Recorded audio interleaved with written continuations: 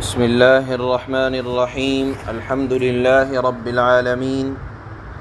اشہد ان لا الہ الا اللہ وحدہ لا شریک لہ واشہد ان سیدنا ومولانا محمدا عبدہ ورسولہ اما بعد باب النہی عن مخاطبۃ الفاسق والمبتدع ونحوہما بسیدی ونحوی عن بریدة رضی اللہ تعالی عنہ قال قال رسول الله صلى الله عليه وسلم لا تقولوا للمنافق سيد فإنه إن يك سيدا فقد أسخطتم ربكم عز وجل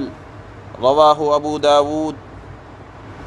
بإسناد صحيح۔ بات چل رہی ہے آپس میں گفتگو کرنے کے لیے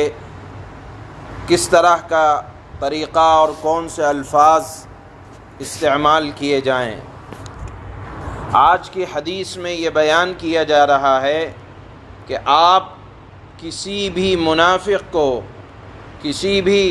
اللہ کے دشمن کو میرے سردار کہہ کر مخاطب نہ کریں۔ کیوں نہ کریں؟ کیونکہ جو اللہ کا دشمن ہے اگر آپ اس کو اپنا سردار کہیں گے تو آپ اپنے رب کو ناراض کریں گے۔ اس بات کو اس انداز سے سمجھیں کہ جیسے ایک آپ کے والد کا دشمن ہے اور آپ اپنے والد کے سامنے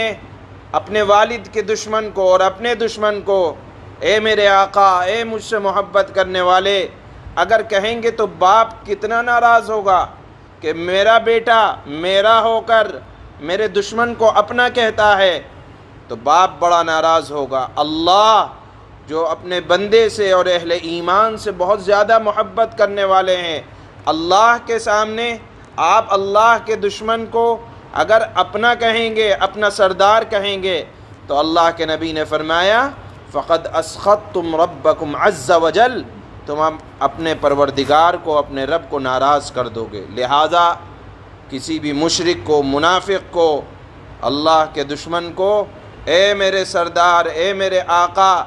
کہہ کر، اور یہ کہا اس لیے جاتا ہے تاکہ اپنا کچھ دنیاوی مقصد فائدہ حاصل ہو جائے۔ اللہ کے نبی فرماتے ہیں اگر اللہ کے دشمن کو ایسا کہو گے تو اللہ ناراض ہو جائے گا اور اللہ کی ناراضگی سے بچنا چاہیے۔ باب النہی عن مخاطبۃ الفاسق، فاسق، بدعتی یا مشرک وغیرہ کو سردار کہنے کی ممانعت کا بیان۔ حضرت بریدہ رضی اللہ تعالی عنہ سے روایت ہے کہ نبی کریم صلی اللہ تعالی علیہ وسلم نے ارشاد فرمایا منافق کو، اور یہاں منافق سے مراد صرف منافق ہی نہیں ہے بلکہ تمام فرق باطلہ کوئی بھی ہو، مراد ہے منافق کو یا فرق باطلہ میں سے کسی کو بھی سردار کہہ کر مت پکارو، کیونکہ اگر وہ شخص سید ہو یا سردار ہو، مالک ہو تو تم نے اپنے رب کو ناراض کر لیا۔